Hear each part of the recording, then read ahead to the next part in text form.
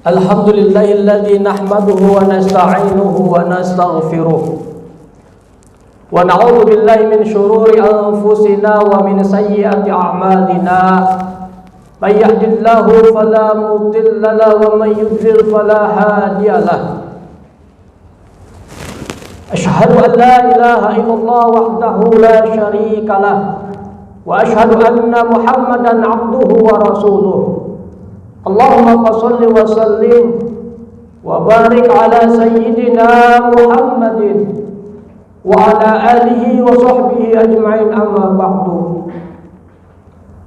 Qala Allah Ta'ala fi kitabil karim, a'udzu billahi minasyaitonir rajim.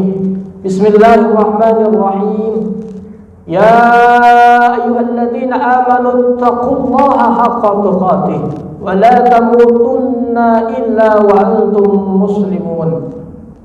Wa qala Nabi sallallahu alaihi wasallam, ittaqillaha haitsuma kunta wa 'adbi sayyi'atal hasanata tamhuha wa khaliqin nasa bi khuluqin hasanin. Shadaqallahul azim wa shadaqa rasulun nabiyul karim wa nahnu ala dzalika minasyahidin wa syakirin walhamdulillahi rabbil alamin. Ma'asyiral muslimin mu'minin rahimakumullah. Usikum wa iyaya nafsi bitaqwallah faqad fazal muttaqun. Jamaah sidang salat Jumat yang dirahmati Allah Subhanahu wa taala. Dari tempat yang mulia ini, di hari yang penuh dengan barokah ini, kiranya khatib ingin berwasiat khususnya untuk diri khatib sendiri dan tentunya untuk seluruh jamaah yang hadir. Marilah sama-sama kita tingkatkan kualitas iman dan takwa kita kepada Allah Subhanahu wa taala. Takwa dalam arti yang sebenar-benarnya, kita mengerjakan segala apa yang Allah perintahkan serta meninggalkan jauh-jauh apa yang Allah larang atas kita. Takwa yang merupakan sebaik-baik bekal dalam kita menjalani hidup di dunia ini, dengan harapan di hari kiamat nanti kita mendapatkan keselamatan, kesejahteraan, hingga akhirnya Allah masukkan kita ke dalam surganya. Semoga kita yang menunaikan kewajiban, yang mengerjakan ibadah di siang hari ini, Allah golongkan kita termasuk orang-orang yang bertakwa kepadanya. Amin amin ya rabbal alamin.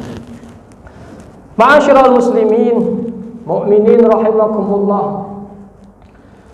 Dalam kitab Riyadhus Shalihin dikutip sebuah hadis, di mana dalam hadis tersebut ada satu kisah saat salah seorang pelayan Rasul yang bernama Rabi'ah ibnu Ka'ab al-Aslami, satu ketika beliau bermalam bersama Rasulullah Sallallahu Alaihi Wasallam.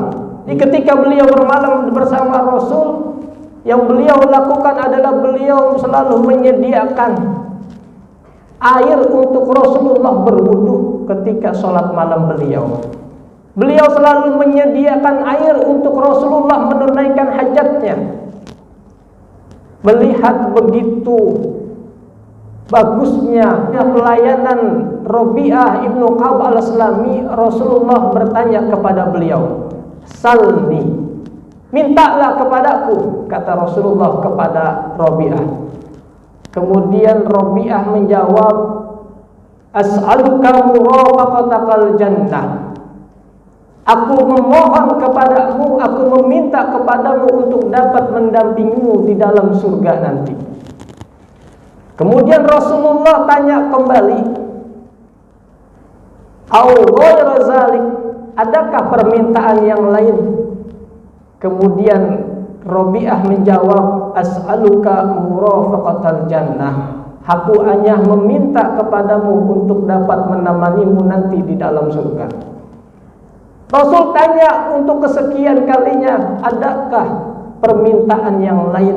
Kemudian Rabi'ah tetap menjawab, "Huwa zaka." Cuman itu saja.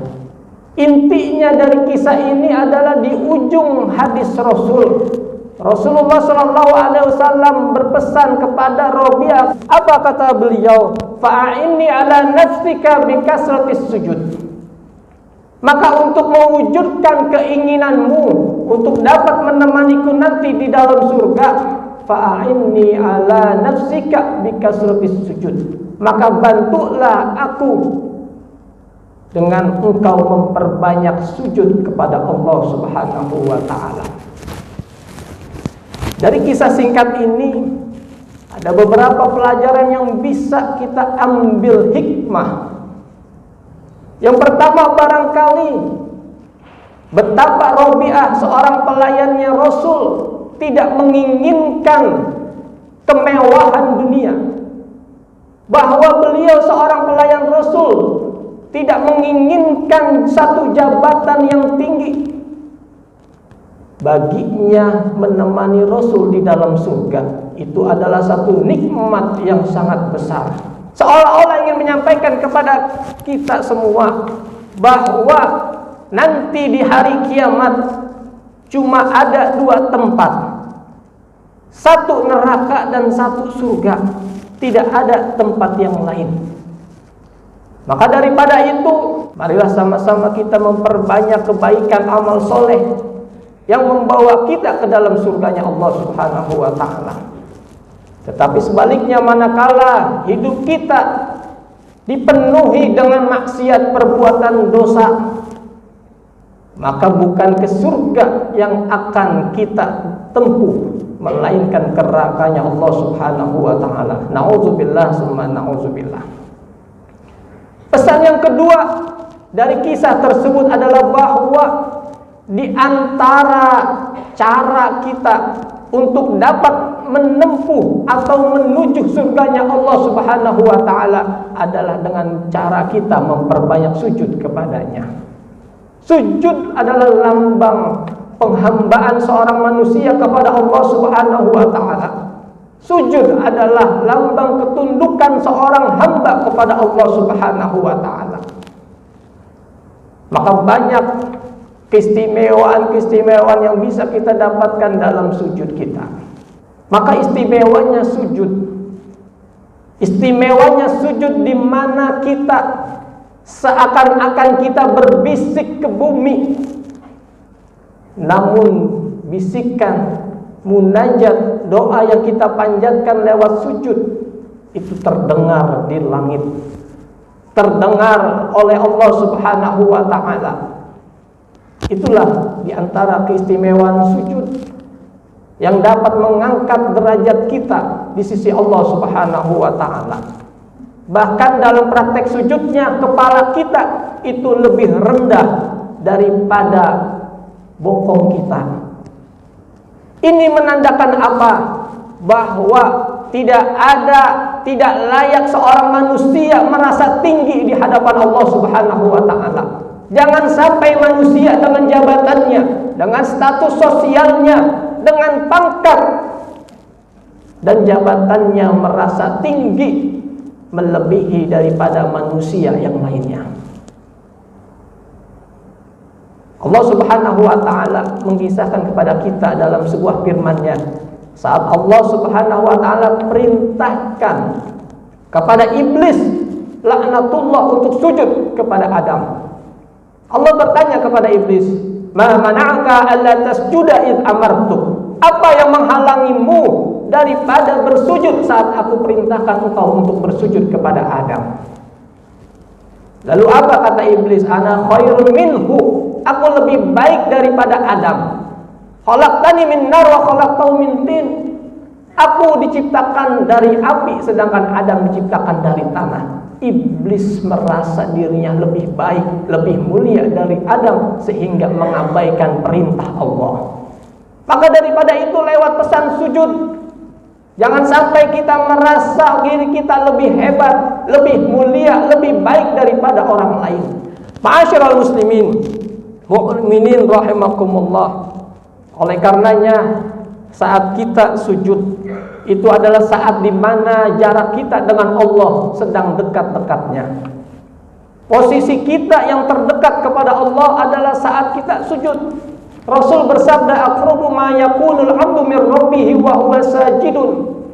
Sedekat-dekat seorang hamba dengan Tuhannya adalah saat sujud. Maka ketika kita sedang dekat-dekatnya, perbanyak doa, perbanyak munajat, perbanyak minta kepada Allah Subhanahu wa ta'ala lewat sujud kita. Sujud bisa kita dapati dalam ibadah sholat kita. Karena memang sholat adalah laksana kepala dalam tubuh kita. Mohon maaf, barangkali di antara saudara kita ada yang tidak sempurna di dalam fisiknya, ada yang tidak punya lengan barangkali tapi masih bisa hidup. Barangkali ada yang tidak sempurna pada kakinya tapi masih bisa hidup. Barangkali ada yang tidak sempurna dengan kedua matanya, masih bisa hidup. Tetapi manusia apabila tidak ada kepalanya, maka manusia itu mustahil akan hidup. Maka sholat bagi seorang hamba itu laksana kepala dalam anggota tubuh kita. Sholat memiliki keistimewaan yang penting bagi setiap seorang hamba untuk mendapatkan keselamatan nanti di hari kiamat. Maka daripada itu, apabila kita ingin keselamatan dunia dan akhirat, maka perhatikan sholat kita. Kita perbanyak sujud kepada Allah Subhanahu wa ta'ala. Baru saja kita dengarkan seorang muazzin menyampaikan, mengumandangkan azannya. Lihat di dalam azan beliau, sebelum ucapan hayya 'alal falah disebutkan hayya 'alas shalah. Seakan-akan ingin menyampaikan pesan kepada kita, kalau kita ingin meraih kejayaan, meraih keberhasilan, meraih kesuksesan dalam hidup di dunia ataupun nanti di akhirat, maka perhatikan sholat kita. Ma'asyiral muslimin, mukminin rahimakumullah. Marilah sama-sama kita perbaiki sholat kita sebagaimana yang Rasulullah contohkan. Rasul bersabda, sholatlah sebagaimana aku sholat. Jadi sholat bukan semau kita. Sholat bukan mengikuti nafsu kita, tetapi mengikuti apa-apa yang dicontohkan Rasulullah SAW. Sholat itu penting, bukan yang penting sholat. Maka ada orang yang sholat tapi masih celaka. Allah berfirman, fawailul lil musallin, celaka buat orang yang sholat. Orang sholat celaka yang bagaimana? Alladzina hum an sholatihim sahun, yaitu orang-orang yang lalai dalam sholatnya. Ulama ahli tafsir menjelaskan orang yang dikategorikan lalai dalam sholatnya adalah orang yang sering menunda-nunda waktu sholat. Ulama yang lain berpendapat orang yang termasuk lalai dalam sholatnya adalah orang yang tubuhnya dalam gerakan sholat tapi pikirannya kemana-mana. Itulah orang yang celaka dalam sholatnya. Dan jangan lupa kita perbanyak doa, kita perbanyak munajat kepada Allah Subhanahu wa ta'ala agar Allah berikan kita taufik dan hidayah untuk bisa dapat mengerjakan sholat dengan baik. Bukan saja kita, tetapi kita doakan juga keturunan-keturunan kita, anak-anak kita untuk dapat menjadi orang yang dapat mengerjakan sholat dengan baik. Ada satu doa yang dikutip dalam Al-Quran, Rabbi ja'alni muqimas shalah wa min zurriyyati. Ya Allah, jadikan aku orang yang menegakkan sholat, dan begitu pun juga jadikan keturunan-keturunanku orang yang mengerjakan sholat. Ma'asyiral muslimin mu'minin rahimakumullah, itulah di antara keistimewaannya sujud dan betapa pentingnya sholat bagi seorang muslim agar kita tidak mengabaikan sholat kita. Semoga di hari yang mulia ini, di hari yang penuh barokah ini, Allah berikan kita taufik dan hidayah untuk dapat memperbaiki sholat kita, untuk lebih semangat lagi kita dalam memperbanyak sujud kita, sehingga dengan sujud kita, dengan sholat kita, Allah berikan kita keselamatan di dunia dan di akhirat. A'udzubillahi minasyaitonirrajim. Bismillahirrahmanirrahim. Wal 'ashr innal insana lafi khusr illal ladzina amanu wa 'amilus solihati wa tawassaw bil haqqi wa tawassaw bis sabr. Barakallahu li wa lakum fil Qur'anil 'azim wa nafa'ani wa iyyakum bima fihi minal ayati wa zikril hakim. Aqulu qawli hadza astaghfirullahal azim li wa lakum li jami'il muslimina wal muslimat fastaghfiruhu innahu huwal ghafurur rahim.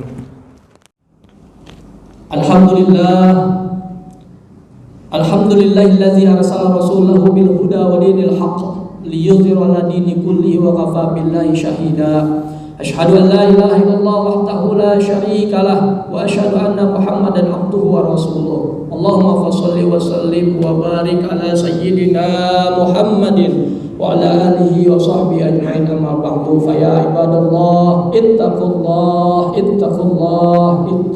فقد فاز المتقون واعلموا أن الله أمركم أمرا عميما وقال تعالى ولم يزل قائلا عليما إن الله وملائكته يصلون على النبي يا أيها الذين آمنوا صلوا عليه وسلموا تسليما اللهم صل على محمد وعلى آل محمد كما صليت على إبراهيم وعلى آل إبراهيم وبارك على محمد وعلى آل محمد كما باركت على إبراهيم وعلى آل إبراهيم في العالمين إنك حميد مجيد اللهم ارض عن الخلفاء الراشدين سيدنا أبي بكر وعمر وعثمان وعلي والبقية الصحابة أجمعين اللهم اغفر للمسلمين والمسلمات والمؤمنين والمؤمنات الأحياء منهم والأموات إنك سميع قريب مجيب دعوات يا قاضي الحاجات اللهم أعز الإسلام والمسلمين وأذل الكفر والكافرين ودمر أعداءك أعداء الدين اللهم شتت شملهم ومزق جمعهم وزلزل أقدامهم إنك على كل شيء قدير اللهم إنا نعوذ بك من البرص والجنون والجذام ومن سيء الأسقام